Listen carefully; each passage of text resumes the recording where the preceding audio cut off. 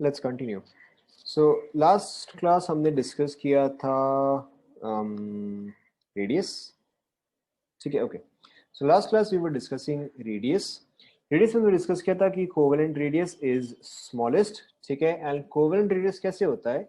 Half of the distance between two atoms bonded together by a covalent bond, ठीक है। उसके अलावा हमने डिस्कस किया था मेटालिक बॉन्डिंग, एंड उसके अलावा हमने डिस्कस किया था वॉन डेर वाल रेडियस। ध्यान में आ रहा है क्या यहाँ तक सभी को? ठीक है। वॉन डेर वाल रेडियस जो था वो हमेशा लार्जेस्ट था, फिर आपका था मेटालिक, फिर आपका था कोवेलेंट।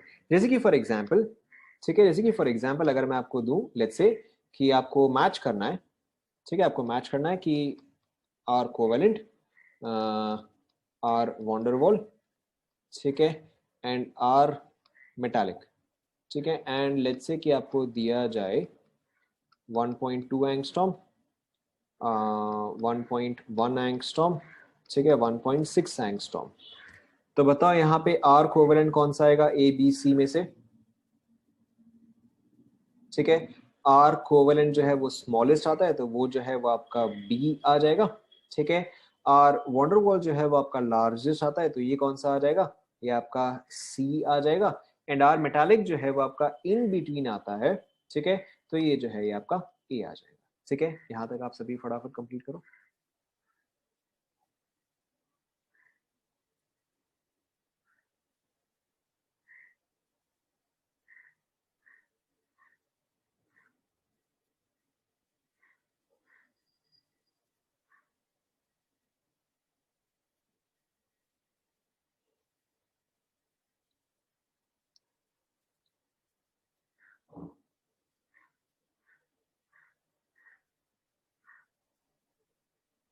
डन।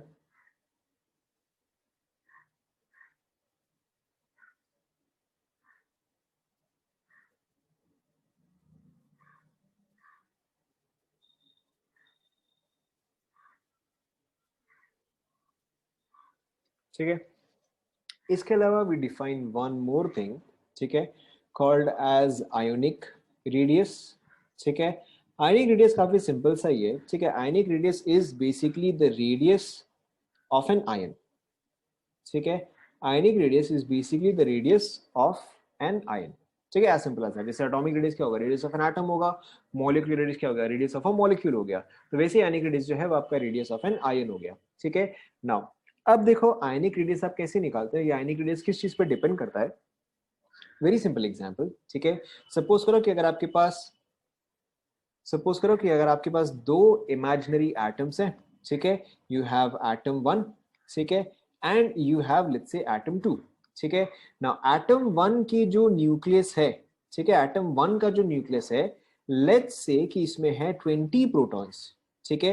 एटम टू का जो न्यूक्लियस है, ठीक है, लेट्स से इसके पास है 22 प्रोटॉन्स, ठीक है। Now this is case one, this is case two, ठीक है। So in which case will the outermost electron be attracted more? Outermost electron जो है वो किस केस में ज्यादा अट्रैक्ट होगा? ऑब्वियसली टू वाले केस में ज्यादा अट्रैक्ट होगा, ठीक है। तो अब देखो अगर आउटरमोस्ट इलेक्ट्रॉन जो है वो अट्रैक्ट होगा, तो रेडियस इंक्रीज करेगा या डिक्रीज करेगा? करेक्ट। अगर आपका आउटर मोस्ट इलेक्ट्रॉन जो है वो ज्यादा अट्रैक्ट होगा, तो इसका मतलब आपका रेडियस जो है वो श्रिंक करेगा, ठीक है। बिकॉज ऑब्वियसली यहाँ पे अगर आपका पॉजिटिव चार्ज है, अगर ये इलेक्ट्रॉन को ज्यादा अट्रैक्ट करेगा तो इलेक्ट्रॉन यहाँ पे होने की जगह यहाँ पे होगा, तो नेचुरली आपका रेडियस क्या होगा? रेडियस जो है वो श्रिंक करेगा। ये सुनो, यहाँ तक सभी को समझ में आया? ठीक है।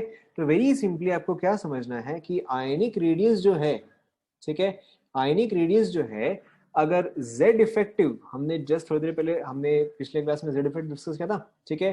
तो आयनिक रेडियस जो है वो z इफेक्टिव पे किस तरह से डिपेंडेंट होगा? डायरेक्टली या इनवर्सली? आराम से सोच के बोलो, ठीक है, कोई जल्दी नहीं है, सोच के बोलो। आयनिक रेडियस जो है वो z इफेक्टिव के डायरेक्टली प्रोपोर्शनल होगा या इनवर्सली प्रोपोर्शनल होगा? अगर z इफेक्टिव इंक्रीज होगा तो रेडियस शुड डिक्रीज, क्योंकि ज्यादा अट्रैक्शन होगा, ठीक है। So ionic radius is inversely proportional to z effective, ठीक है। अगर आपका z इफेक्टिव इंक्रीज होगा तो अट्रैक्शन जो है वो इंक्रीज होगा एंड उसकी वजह से रेडियस जो है वो श्रिंक करेगा। क्या ये सभी को समझ में आया? ठीक है। Now if you have iso electronic species, ठीक है, if you have iso electronic species, iso electronic species का मतलब क्या हुआ कि सेम नंबर ऑफ इलेक्ट्रॉन्स, ठीक है, सेम नंबर ऑफ इलेक्ट्रॉन्स। अगर आपके पास आइसो इलेक्ट्रॉनिक स्पीशीज है such as F minus, Na plus, Mg2 plus, ठीक है, may be O2 minus, N3 minus and let's say Al3 plus, ठीक है। तो अगर आपको इसको अरेंज करना है इन टर्म्स ऑफ रेडियस, ठीक है, इन टर्म्स ऑफ रेडियस, तो देखो वेरी सिंपली आपका z इफेक्टिव क्या आता है? z effective is equal to z minus sigma, yes और नो? ठीक है, z effective is equal to z minus sigma and अगर आइसो इलेक्ट्रॉनिक है, ठीक है, Al3 प्लस में कितने इलेक्ट्रॉन्स होंगे बताओ?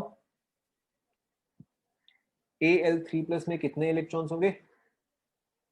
ठीक है, 10 होंगे। F माइनस में कितने इलेक्ट्रॉन्स होंगे बताओ? F माइनस में,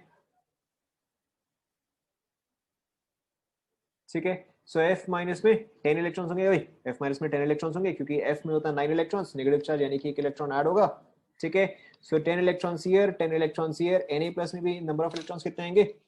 10 आएंगे, ठीक है।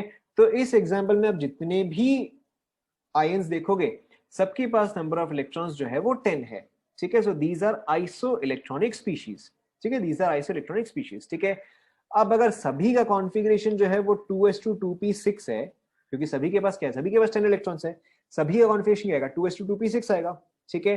एंड अगर सभी का कॉन्फ़िगरेशन 2s2 2p6 है यानी कि सभी का सिग्मा जो है वो सेम आएगा, यस और no?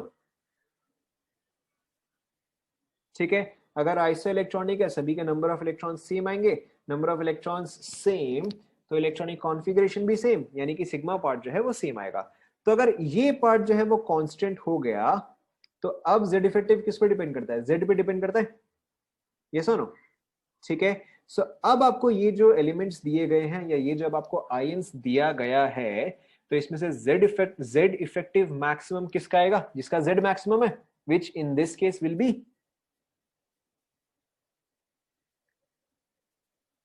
Correct, which in this case will be aluminium, ठीक है। अल्यूमिनियम का यहाँ पे क्योंकि z मैक्सिमम है तो उसका z इफेक्टिव भी मैक्सिमम आ जाएगा। Is this clear? ठीक है, यहाँ पे z मिनिमम किसका है? नाइट्रोजन का। अब देखो z एंड रेडियस क्या है? इनवर्सली प्रोपोर्शनल है, ठीक है। z and radius are now inversely proportional, तो z ज्यादा रेडियस कम, ठीक है, z कम रेडियस ज्यादा, ठीक है। तो अगर आप इसको इंक्रीजिंग ऑर्डर में लिखते हो, ठीक है, इंक्रीजिंग ऑर्डर में लिखते हो तो शॉर्टेस्ट कौन सा आएगा बताओ? ठीक है, करेक्ट, शॉर्टेस्ट आपका आएगा Al3 plus followed by, correct, followed by Mg2 plus followed by Na plus followed by F minus followed by O2 minus followed by N3 minus, ठीक है। कंप्लीट करो। यहाँ पे आप ये लिख लो कि जैसे जैसे Z इंक्रीज हो रहा है Z इफेक्टिव जो है वो इंक्रीज हो रहा है या आयनिक रेडियस जो है वो डिक्रीज हो रहा है, ठीक है। Obviously this is for iso electronic species. लिख लो फटाफट।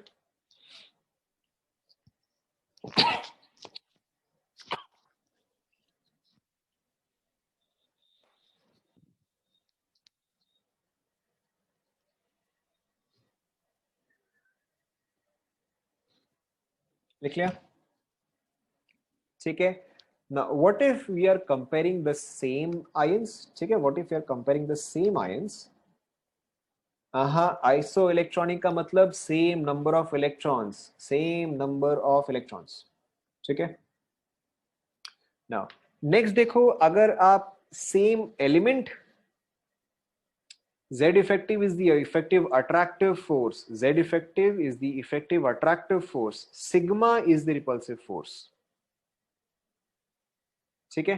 ना अब देखो, अगर आप सेम एलिमेंट का ही कंपेयर करो, यानी कि अगर आप कंपेयर करो लेट्स से Fe, ठीक है, अगर आप कंपेयर कर रहे हो Fe2 प्लस एंड अगर आप कंपेयर कर रहे हो Fe3 प्लस, ठीक है, सेम चीज Z effective is equal to Z minus sigma, ठीक है। अब इन तीनों में आपका Z पार्ट जो है वो तो सेम है, ऐसा no,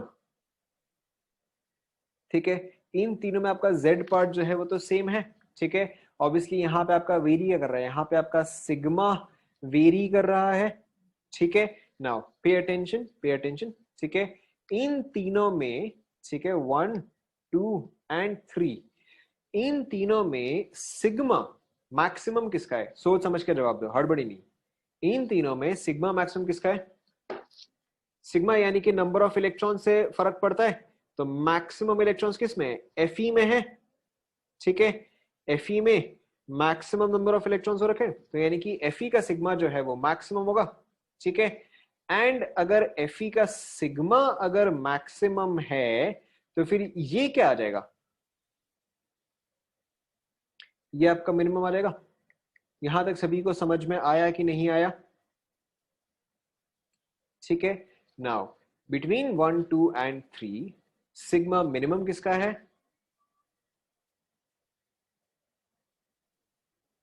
between 1 2 and 3 sigma minimum किसका है? करेक्ट, 3 प्लस का है, क्योंकि उसमें नंबर ऑफ इलेक्ट्रॉन्स जो है वो मिनिमम है। एंड अगर ये पोर्शन जो है अगर ये आपका मिनिमम आ गया तो फिर आपका ये चीज क्या आ जाएगा?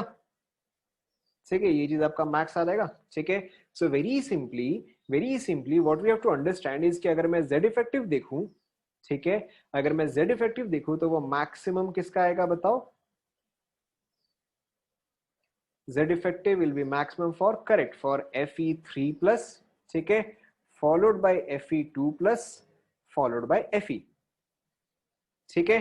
तो अगर मैं रेडियस देखूं जो कि इसके इनवर्सली प्रोपोर्शनल आ जाएगा, ठीक है, तो Fe3 प्लस का रेडियस जो है वो मिनिमम, फिर आ जाएगा Fe2 प्लस, फिर आ जाएगा Fe, ठीक है। आपको इतना ज्यादा याद रखने की जरूरत नहीं है, ठीक है। आप सिंपली ये याद रखो कि कैटायन का रेडियस जो है इज स्मॉलर देन एटम का रेडियस, ठीक है। कैटायन का रेडियस जो है that is smaller than atom का रेडियस। एंड अगर चार्ज इंक्रीज होता है तो रेडियस जो है वो और भी श्रिंक करता है, ठीक है। रीजन क्या होगा कि Z इफेक्टिव जो है वो इंक्रीज कर रहा है। Is this clear?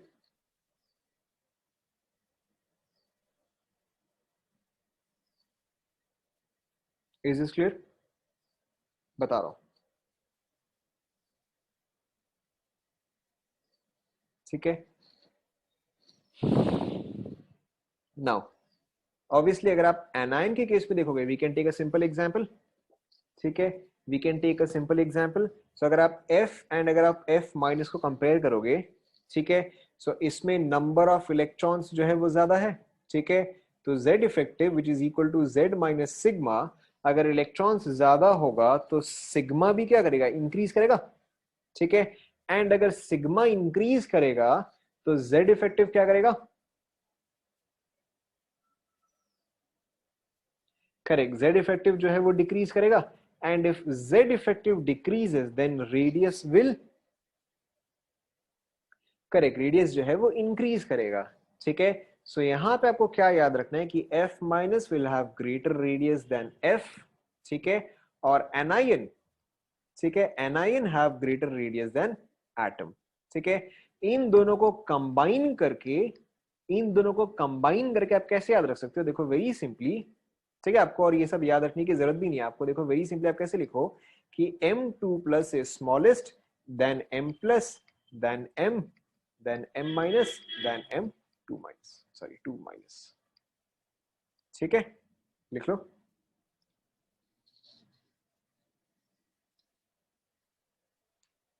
यहां पे आप क्या फैक्टर चेक करते हो? M is any random element, M is any element, ठीक है।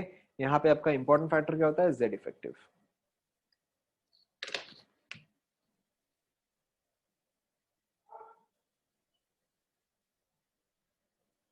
अरे एलिमेंट बोला मैंने, मेटल नहीं बोला, एनी रैंडम एलिमेंट बोला मैंने। अगर आपको M पसंद नहीं आ रहा तो आप X लिख लो।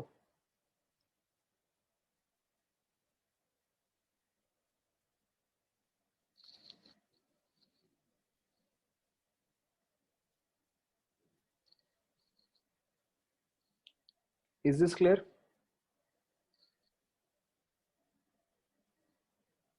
Yes, we are discussing radius only. Yes, and z effective. नहीं, z effective जो है वो रीजन है, z effective रीजन है, ये ट्रेंड जो है ये आयोनिक रेडियस का है, या ट्रेंड जो है वो रेडियस का ही है।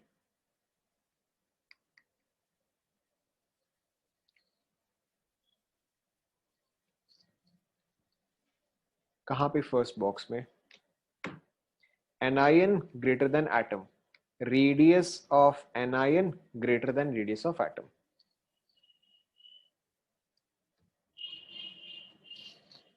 Is this clear?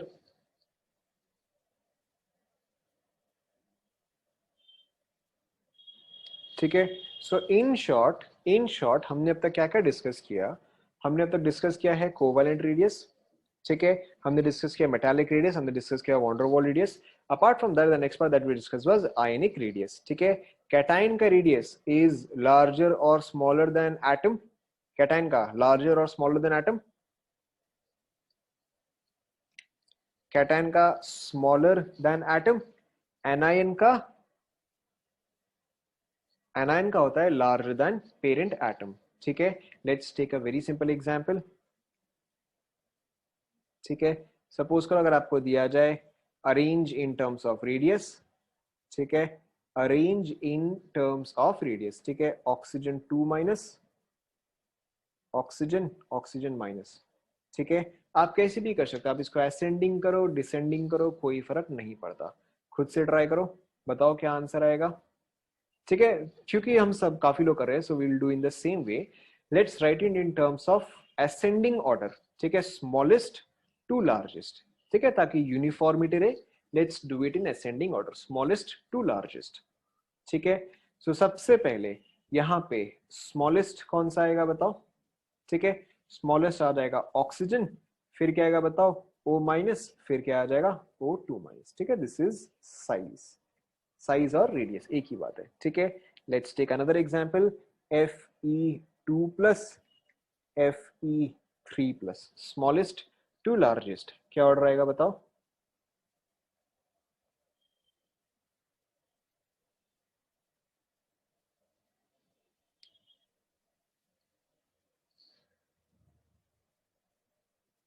इसमें तो यही आ जाएगा, ठीक है, Fe2 plus smaller than Fe, sorry मैंने उल्टा बोल दिया, ठीक है, मैंने उल्टा बोल दिया, ठीक है। यहाँ पे देखो आपका ऑर्डर क्या आएगा, Fe3 plus smaller than Fe2 plus, ठीक है। Another example, copper copper 2 plus copper plus, क्या ऑर्डर आएगा बताओ, विच विल बी स्मॉलेस्ट।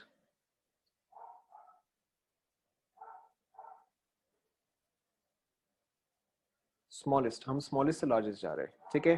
तो स्मॉलेस्ट जो है वो आपका आएगा copper 2 plus followed by copper plus followed by copper, ठीक है। कंप्लीट करो।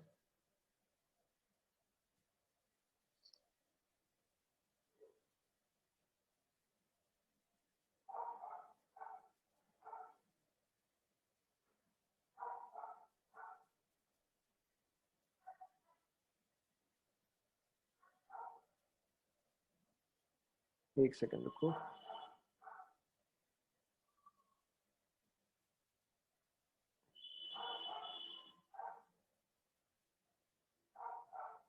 ठीक है। इन सब में बताओ स्मॉलेस्ट टू लार्जेस्ट, यहाँ पे स्मॉलेस्ट कौन सा आएगा, वापस सोचो, ठीक है। यहाँ पे आपको क्लियरली दिखना चाहिए कि first of all these are all iso electronic species, ठीक है, आइसो इलेक्ट्रॉनिक स्पीशीज है, यानी कि सिग्मा जो है सबका सेम आ जाएगा, ठीक है। तो Z इफेक्टिव जो है वो Z पे डिपेंड करेगा, तो यहाँ पे Z maximum is C2 plus, ठीक है। तो अगर आप यहाँ पे अरेंज करोगे तो C2 प्लस जो है वो स्मॉलेस्ट आएगा, followed by B plus, followed by BE, followed by Li minus. Check करो, सभी को समझ में आया, ठीक है। So this is how your radius varies, ठीक है। अब देखो रेडियस का ट्रेंड क्या है, ठीक है। अब देखो रेडियस का ट्रेंड क्या है, ठीक है। जैसे कि हमने आयोनाइजेशन के बारे में नहीं, हमने जेड इफेक्टिव के बारे में डिस्कस किया था, ठीक है। उसी तरह से अब हमें रेडियस के बारे में डिस्कस करना है, ठीक है। ट्रेंड इन रेडियस, ठीक है, अलोंग अ पीरियड, ठीक है, and down the group. Along a period, ठीक है, अगर आप अलोंग अ पीरियड जा रहे हो तो आपका जेड इफेक्टिव जो है वो इंक्रीज कर रहा है। जैसा ना आप याद करो हमने जेड इफेक्टिव में क्या डिस्कस किया था, along a period Z effective increases, down the group Z effective, down the group Z effective बताओ, remains constant, correct। Down the group z effective remains constant and along a period z effective increases, ठीक है। तो आपका radius जो है वो तो inversely proportional to z effective है, ठीक है। रेडियस जो है वो तो inversely proportional to z effective है। तो यानी कि अगर इस डायरेक्शन में z इफेक्टिव इंक्रीज कर रहा है तो रेडियस क्या करना चाहिए बताओ,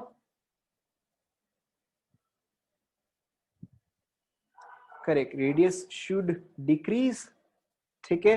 now down the group, down the group, down the group z effective is constant, लेकिन मैं शेल्स कंटिन्यूसली ऐड करता जा रहा हूं, ठीक है।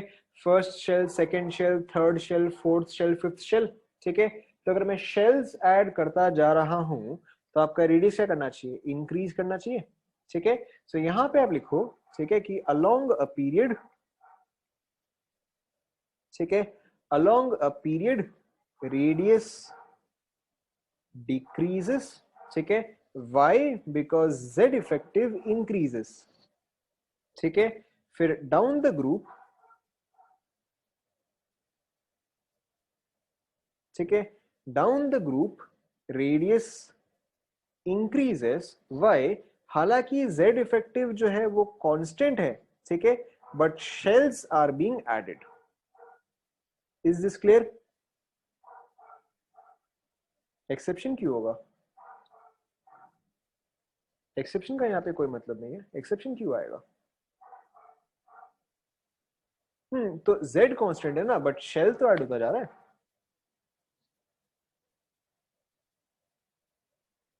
एक शेल ऐड करने के लिए आपको कुछ अमाउंट ऑफ स्पेस चाहिए, उसके बाहर एक और शेल ऐड करने के लिए तो आपको ज्यादा स्पेस चाहिए ना, फिर उसके बाहर एक और शेल ऐड करने के लिए you require even more space and so on. The more shells you add the more space you require. Is this clear?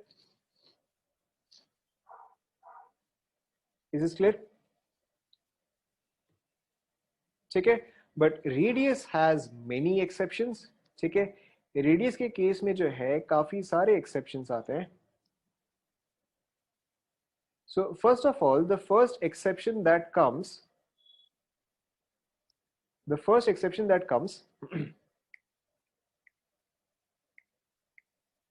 ठीक है, फर्स्ट एक्सेप्शन जो आता है वो आपका आता है डी ब्लॉक में, ठीक है। In case of D block, in case of D block particularly in 3D, ठीक है, पर्टिकुलरली इन 3D। अब ये बताओ 3D जो है ये कौन से पीरियड में होगा बताओ, first period, second period, third period, fourth period, fifth period. 3D जो है वो कौन से पीरियड में आएगा? आप लोगों ने पीरियोडिक टेबल फिर बनाया था या नहीं बनाया था?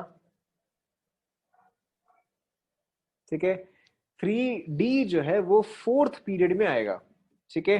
3D जो है वो फोर्थ पीरियड में आएगा, ठीक है। So this is in the fourth period,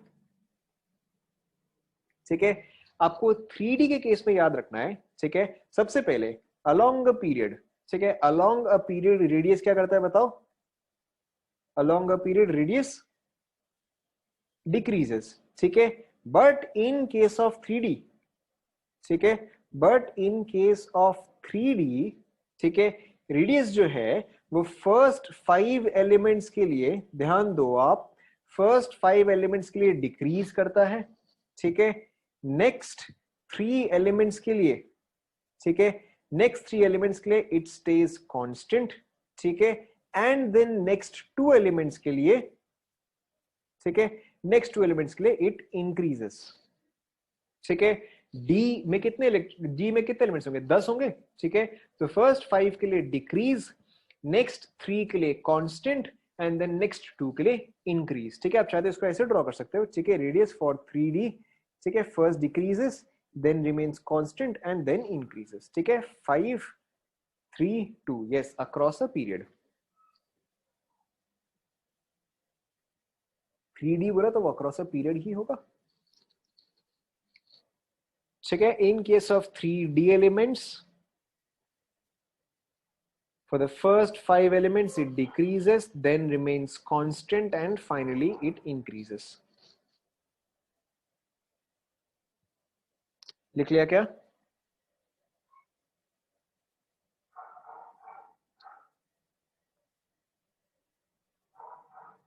लिख लिया?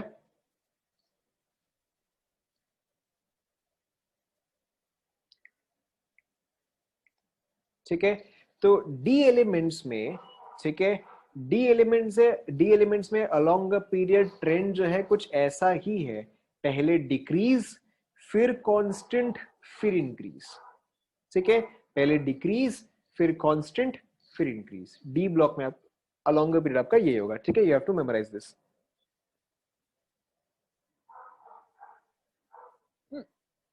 Is it done?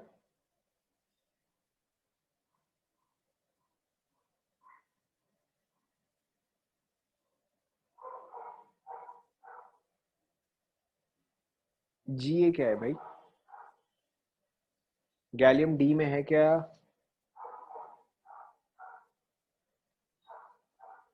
ठीक है, गैलियम के आते पे हम डिस्कस करेंगे, डोंट वरी।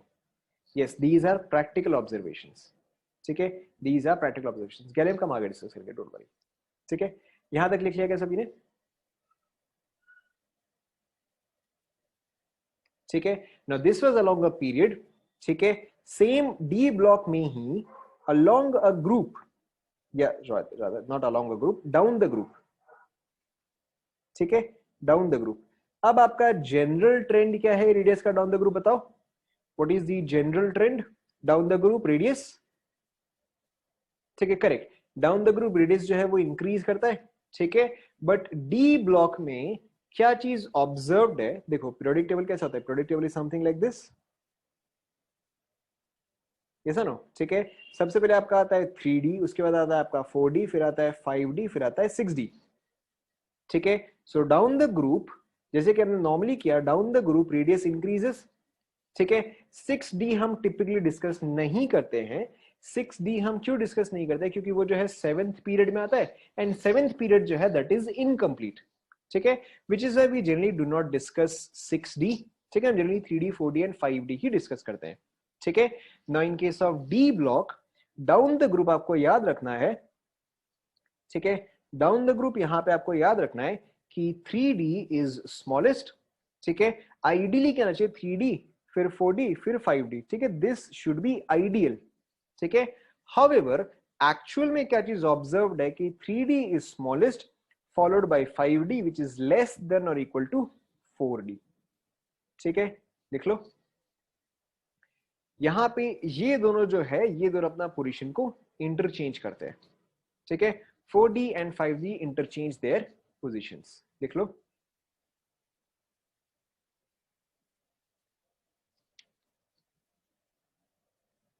लिख लिया क्या?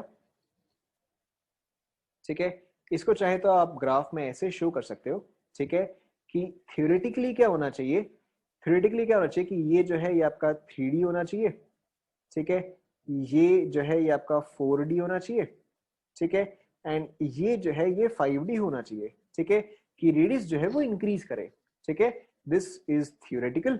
ठीक है, हाउएवर प्रैक्टिकल ऑब्जर्वेशन क्या कहता है? ठीक है, प्रैक्टिकल ऑब्जर्वेशन क्या कहता है कि ये जो है ये आपका 3D है। ठीक है, ये जो है ये आपका 4D है। ठीक है, जो आपका 5D है वो लेस देन और इक्वल टू 4D है। ठीक है, कंप्लीट कर लो। रीजन हम आगे डिस्कस करेंगे। ठीक है, रीजन हम आगे डिस्कस करेंगे, बट अभी के लिए आप इसको लिखते जाओ।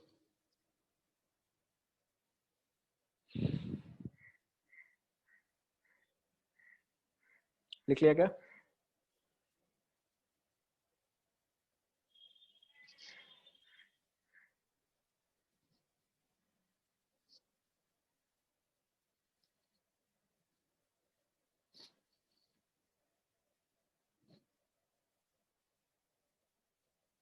Is it done?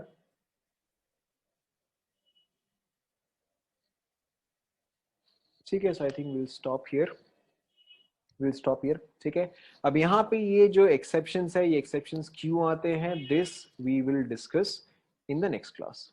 ठीक है, यहाँ तक आप रिवाइज करो, इसके आगे हम नेक्स्ट क्लास में कंटिन्यू करेंगे।